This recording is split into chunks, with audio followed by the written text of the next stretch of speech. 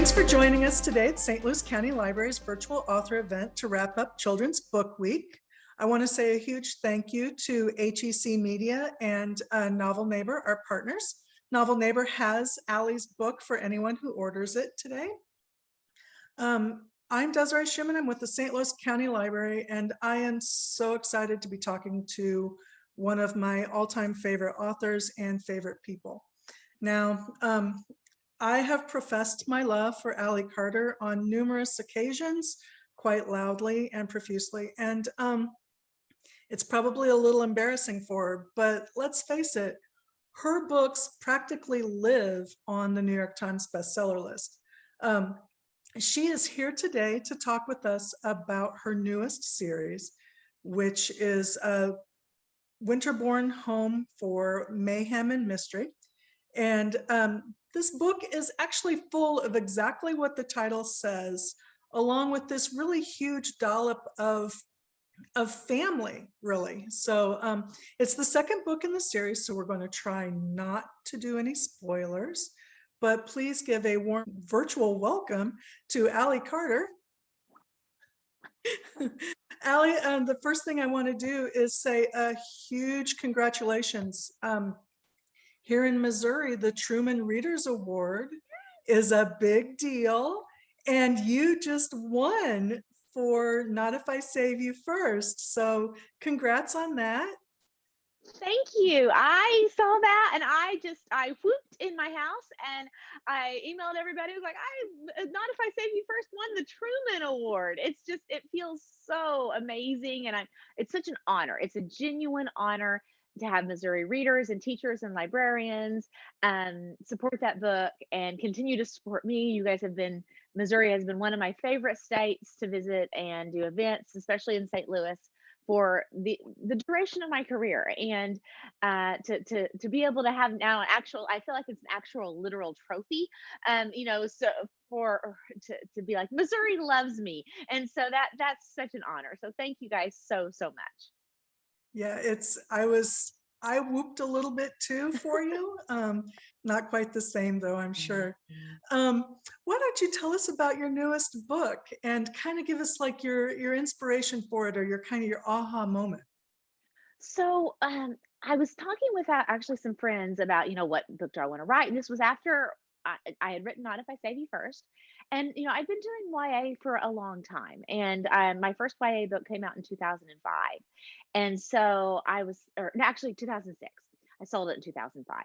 And, we were talking about how YA has changed. It's kind of morphed and it's gotten a little bit older and a little bit older. And that's great and that's fine. But I'm like, I really miss sort of writing a little bit of whimsy, kind of a little bit of silly that you can throw in there. And people, books that are just fun. I always wanted to write a book that was straight up fun. And I was thinking about the old Batman movie, the Christian Bale Batman Begins, where he this poor rich boy who grows up, he's a billionaire, and then one day he just disappears. He just falls off the face of the planet, and everybody assumes he's dead. They declare him legally dead, and then he shows back up one day, and he's like, "Actually, I'm alive." But he takes on this secret identity. He takes on the identity of Batman to start fighting crime at night. And I always thought that was kind of silly because I was like, hey, Bruce, you have a secret identity. Your secret identity was dead guy, and you blew that. Like, why? If you're going to come home and start fighting crime by night, like, just do that. You don't have to tell everybody you're alive. Nobody's going to think, I think Bruce Wayne has come back from the dead to be Batman. No, you just be Batman, And so I always like, well, why didn't this guy just stay dead? And so I was thinking about a middle grade to write. And and those two things kind of like peanut butter and chocolate kind of came together in my mind, because I was thinking about like, I'd already done with the Gallagher Girls series, a boarding school. And I wanted another sort of environment where a bunch of stranger kids that aren't necessarily related, can come, or don't necessarily know each other very well, come to live together. And so orphanage seemed like the next logical step. But I was like, I want a really cool like location for the orphanage. I don't want it to be a kind of typical government run orphanage. And so I thought, what if while Bruce Wayne was away being dead in India or wherever, they actually turned his house into an orphanage. And so he comes back pretending to be like still dead, like he doesn't want to tell anybody he's alive. He's like, I know, I'll live in the basement of my house, of my mansion. And he gets there, and all of these kids have moved in and taken over his house. And so that is where that was sort of the kernel of Winterborne Home and the two books now that have grown out of that. So that's my adult character. The point of view character really is April, who's our 12-year-old heroine. And when April was 2, her mother left her at a fire station with a note that says, "This is my baby. I'll be back for her." And a key, a literal key on a necklace around her little neck. And so April, for 10 years, has known that her mother was coming back for her. She's just convinced of it because, frankly, she knows that nobody walks away from the key to a treasure chest. And so she's like, if I've got this key, that must mean I'm important, and that must mean somebody's coming for me. And the key actually has the Winterborne family crest on it. And so when she moves into Winterborne House, she's like, this is it. My mom has left me some kind of clue. Like maybe my mom's not here, but somewhere in this mansion, there is a lock that this key works on. And behind that lock is the answer to who my mother is, why she left me, where my mother is. This is how I find my answers. And so she starts looking for that lock, but what she finds is Gabriel Winterborne. Yeah, and you really do write a lot of suspense. You're very good at it. Oh, thank you. But I was wondering, did this suspense mystery genre choose you, or did you choose like to write in that vein? I really believe that it chose me. Because even when I sit down to write something else, like I think if I were to sit down to write, like, oh, I want to write like, I don't know, a small, a quieter story or something super literary, or I want to write a horror or, anything else. I think it would end up being, and then the bomb went off. I really think that because I was talking actually with a friend pre-pandemic. I used to go to a Panera Bread. Or Bread Co, as we call it in St. Louis. And I used to go to Panera to write all the time. And I observed to a friend one day, I said, well, if I put it on Twitter that I'm going to be writing that day, I always take a different route there and home. And she's like, why would you do that? And I said, well, that makes you harder to kidnap.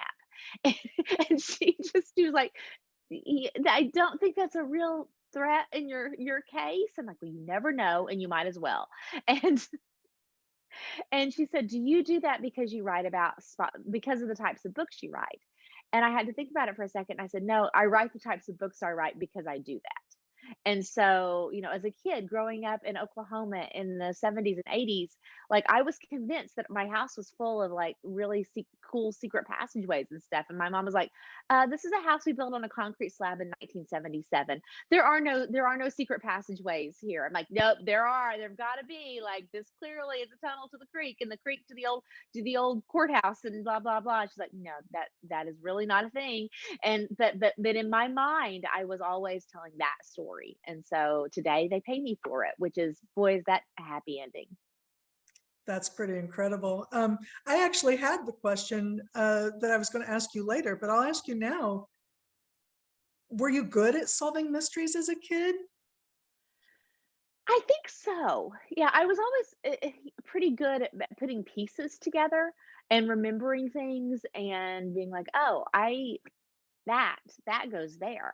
And so I think I probably was pretty good at solving mysteries. Now I was kind of a scaredy cat, like when I was a little kid. Like I remember watching Scooby-Doo one time and just freaking the heck out and being just terrified. I'm still, like, again, Carrie Ryan is here at this retreat that we're doing. And Carrie writes, of course, brilliant, beautiful horror and some, really intense stuff and zombie books and everything. And I'm like, Carrie, I love you dearly. I will never read one of your novels. Like, it's just, I can't handle that. So the other night we were sitting downstairs, and they were talking about some murder, like, podcast that they'd been listening to, and there was some like real life murder about a guy at a window and everything. And I'm like, and now I go check all of the doors because I'm convinced that that's going to happen sometime tonight while we're sleeping. So my imagination has always gone there. And so yeah. Well, we benefit from that, I think. Thank you. I want to ask a couple of writing questions. And the first one is, do you know the ending of your books before you get there, or are they a surprise? Yes and no. So I often know where I want the character to be emotionally. And if it's a series particularly, I find that it helps to have a pretty good idea, not again all the details, but kind of generally where I want to go in book two. And so I want the character to be there like physically, emotionally, or what have you. How I execute all of that, I don't always know. So if there's a twist ending, for example, like my book All Fall Down, which I won't spoil, which was also on the Truman List back in the day.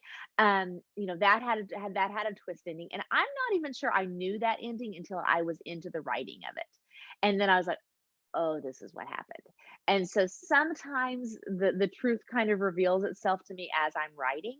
Sometimes I know and I'm writing to that, but the actual scene where we learn that information, because a lot of times when I go through like my outlines or my storyboards or what have you, it'll have a line that be like, characters realize the truth, but I'm like, they realize the truth here. How they realize that, I don't know. Like, do they find an old newspaper clipping? Do they overhear a conversation? Do they, have a psychic premonition? I don't know. But somehow at this point in the story, they have to learn, oh, character learns this other character is actually the villain. How do we learn that? So that is something that I kind of um worry about and stress over and experiment with a lot in the writing. But oftentimes I do know what the truth is. I just don't know how we show that on the page. So you're doing mysteries for kids with kids. And so to me, that kind of the age of your protagonist really dictates a lot of different things when it comes to solving mysteries based on their age. So how do you make sure that your characters can solve a mystery but still get their homework done? Yeah. It's really hard, and honestly, that was one of the hardest challenges about going from YA to middle grade. So I thought I had been dealing with the why don't they just tell a grown up question for a long time, because that's what we want real kids to do. You're like, oh, I you know what? I think there's a serial killer at my high school. Well, you should alert the proper authorities if that's the case. But boy, that makes for a gosh darn boring book. And so, you have to figure out a way that the kids have agency and they are the masters of their own fate, and they are taking matters into their own hands, and they are getting to the bottom of things. And so it is really a challenge to figure out a way where kids have to save the day. And and I think that's one of the advantages that science fiction and fantasy and some other you know non-realistic genres have is, oh, there's a prophecy that Harry Potter has to be the one who kills Voldemort. Okay, there you go. That's now that's settled. That's why this 12-year-old has to do all of these things. And whereas when you're writing quote unquote the real world, you don't you're like, no, no, just call 911. And so so that is a very real challenge. And even more so when your protagonists are 12 than when they're 16. And I didn't realize exactly the difference that would make until I got into Winterborne. And there were a lot of points where I was like, oh, there's a guy who's like bleeding to death in the basement. They should probably call an ambulance, but they can't call an ambulance. And so we got to come up with a really good reason why the guy lying on the floor in the basement is like, I would rather die than go to the hospital. If you pick up that phone and call 911, I will kill you myself. And so you've got to have either an adult giving them permission to kind of do it on their own, or as I did in the sequel in Winterborne Home for Mayhem and Mystery, there are no adults. So that was sort of the impetus of that whole book. Was I was like, how do I get rid of every adult so that the kids are entirely on their own? And that's both kind of a kid fantasy of, oh my gosh, what if there were no adults and I just ruled everything? And also from just a lazy author perspective, it just made it a whole lot easier that they couldn't just take their problems to a grown up, and the grown up's like, yeah, I'll I'll take care of that. Well, it worked. Thank Um, you. what's the best advice about writing that you ever got? That was from my mother, and that was maybe the first writing advice that I ever got. So my mom was a brilliant teacher, and she taught English and speech and creative writing, so I make a lot more sense when you look at me through that lens. And I remember sitting down when I was in middle school. I had read The Outsiders by S.E. Hinton. I'd gotten The Outsiders out of our school library. And I found out that she was from Oklahoma and I was from Oklahoma. And I thought, well, clearly this is what teenage girls from Oklahoma do is we write books and then Tom Cruise stars in the movie. And then, boom, boom, boom. That's the formula that has been laid out. And so I sat down one night at the kitchen table to write my first novel. And I wrote and I wrote and I wrote and I rewrote and I worked really hard for like 15 whole minutes. And I burst into tears. And my mom was cooking dinner and she came running in and she looked at me. She's like, "What's wrong? What's happening?" And I'm like, it's not as good as the opening paragraph of The Great Gatsby. And she's like, "Well, that is the great American novel. So maybe we lower our standards, first of all." And she said, and second of all, and this is the advice I tell myself this almost every day to this day. And she said, "You should never compare your first draft to somebody else's finished draft." And I'm like, yes, that is exactly right. And I have to remind myself of that even now, because I will sit down to work on Winterborne 2 and I'll think back to Winterborne 1. I'm like, no, this book just is not as good as the first one. It's just not. Book 1 was always perfect. It just came out. I never struggled with that one, and my friends are look at me like, "Are you insane? You cried every day for 6 months with that book." Like, I have do you wanna see the emails or the texts where you wrote me and said, "Oh, yeah, I'm over, I'm retiring, I'm out, I'm never writing another book." They're like, "You do this every time. You always compare the first draft of your next book against the finished draft of your last book, and guess what? First draft is gonna be worse, and it just always is." And I always like to say, you've heard me say this, I'm sure before, Desiree, that writing a book is like turning on a garden hose you haven't used in a really long time. And what comes out first is gravel and mud and rust and like dead spider carcasses and who knows what else. But because what comes out first is dirty water. And the only way to get to the good water is to let the water run. And writing is exactly that way. So if you want the good stuff to come out, you've got to get the bad stuff out of your system first. So when it comes to your writing, what's the easiest kind of scenes to write and what are the hardest scenes for you to write? You know, it doesn't necessarily break down into like funny scenes or easier than the sad scenes. Or for me, there are just some scenes that I always know. They're kind of crystallized that they just sort of land fully formed in my head when I'm thinking about the book. Like sometimes as early as, sort of the kernel of the idea. And so, for example, in Winterborne 1, there's kind of a montage where April has figured out that the long lost, presumably dead billionaire Gabriel Winterborne is alive and living in the basement. And she's like, "This is the guy who's going to help me find my mother." And so there's sort of a montage in the book of April going down to the cellar where Gabriel's hiding out and bringing him food and being like, "And now you help me find my mom, right?" And Gabriel being like, "Leave me alone."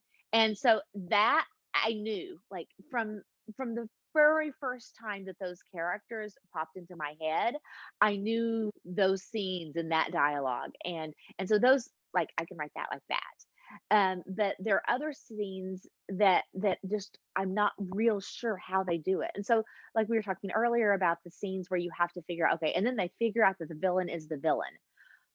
How do I don't know yet how they do that. And so it takes me a while to realize, like, okay, what they hear, they overhear something, or he slips up and tells them something that he's not supposed to know. Or, it takes me a long time to sort of, puzzle out how I'm going to reveal that information in the most interesting way possible. So those are always really hard. And also I struggle sometimes with where those go. So do I have that happen about the midpoint of the book? Do I have that happen at the very end of the book? With Winterborne, I actually made the decision pretty early on to have in Winterborne 1, who the villain is pretty clear, like right from the start. And I remember texting my editor and saying, "What if what if the villain is just kind of always the villain? And can I do that? Is that allowed?" And she's like, "Yes, that's totally allowed. You can do that. That's legal." And so I'm like, I don't want this to be a twist ending kind of thing. I want, them to I want because the reader's going to know. Like kids are smart. Kids can see through things. They know where this is going. So let's not get to the end and act like it's a big surprise.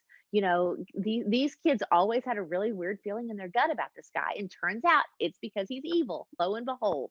And so trust your guts, kids. That's the moral of the story. Agreed, agreed. So kind of not counting like book contracts and things like that, but when you start writing, do you have a gut feeling as to whether or not this is going to be a 3-book series, or if this is going to be a standalone, or if this is Mm. going to be 8 books?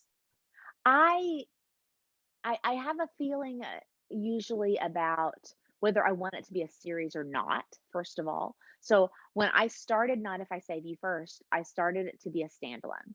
And I wrote, and I think it will be. Like I get the question from kids a lot about we want a sequel, but I think that's just because they miss Maddie and Logan, and so they don't actually want a sequel to that book. They want to read that book for the first time again, is what I think they really want. And so I had been doing series after series, and my editor David Levithan said, "Let's do a standalone. I think you would enjoy this sort of freedom that a standalone provides you, because you can, you're not having to build up a big cast. You can just write these two kids in the woods." And so that was really fun. With Gallagher Girls, I always knew I wanted it to be a series. At first, I thought it would be 3 books. I thought it would be a book for her sophomore, junior, and senior year of high school. But then in the writing, it became evident that I needed to kind of compress the time. I needed not so much time, all the same things to happen, but for it to happen over less amount of time. And my brilliant editor at the time said, "Why don't you just have it happen over a semester?" And so I'm like, "Yes, that is exactly what I should do," which allowed me then, I thought I would do 3 books, but I wanted a way of doing more. And I'm like, "Okay, now I can do 6 books." But if that book hadn't sold, they never would have let me publish 6 books in it. So I was really lucky. Embassy Row, I went in knowing I wanted to do 3 books. And I kind of knew, again, I didn't know all of the individual beats, but I knew sort of, okay, beat one is what happened, who killed my mother, bring down the guy who killed my mother. Book two is there's a West Point cadet who's been murdered, and my kind of boyfriend is the guy everybody thinks did it. And book three is this other plot. And so I kind of knew, again, broad strokes what those would be about. Winterborne, I'm not entirely sure. Like it might just end up being 2 books. I might do a third. I'm not entirely sure yet. Intrigue. Yeah. Wow. Um, I have kind of a fun question. Well, for me, I don't know if it's a fun question for you, but if you were stranded on a deserted island, which of your characters would you prefer to be stuck with, and why? Ooh. Hmm. Well, I don't know. I told you, So fun for me, not necessarily fun for fun for you. you. Um, Probably either Sadie from Winterborne or Liz from Gallagher Girls, because they're very smart. And so they would be able to be like, "Oh, I know how we make fresh water. Oh, I know how we, build a bonfire that'll be seen from outer space." Like, they would have a way off of that island. I feel pretty confident. Yeah. I would have chosen them as well, just because I need someone to help. Yes. No. I'm there um, for the comic relief. I'm not there for the scientific know-how. Me too. Um, so we're getting very close to having to wrap this up, but I want, if you can you tell us what is next for you? I actually can't tell you what is next for me. I'm working on some, I will say they're not books, but I'm working on some things that I think readers will be very interested in. And probably the next thing that like I will be excited about and tweeting about is I actually wrote a movie that got made. I wrote a Christmas rom com. So it's called A Castle for Christmas. It stars Brooke Shields and Carrie Elwes, who, is Wesley from Princess Bride. And it's about an author who buys a castle in Scotland, and he is the Scottish Duke, who it's his family's castle, and that does not go very well. So that is actually they actually were able to film that during the pandemic, and so it's coming out this November. It'll be on Netflix, so I'm extremely excited about that. And we'll see. I've got some other things up my sleeve, but I'm being super cryptic and coy, I know, and it's not me trying to be like sound cooler than I am. It's just the stuff that I contractually can't really talk about yet. But I am working really hard on a couple of things that I'm extremely excited about, and I can't wait to talk about them publicly. All right, excellent. Well, we'll all look forward to the Thank movie. you. And it's a shame that you didn't get anybody big in that movie. I Wow. know. It's Oh, just a pity that there are a couple of no names that nobody knows on site and didn't grow up with. Like, exactly. All right.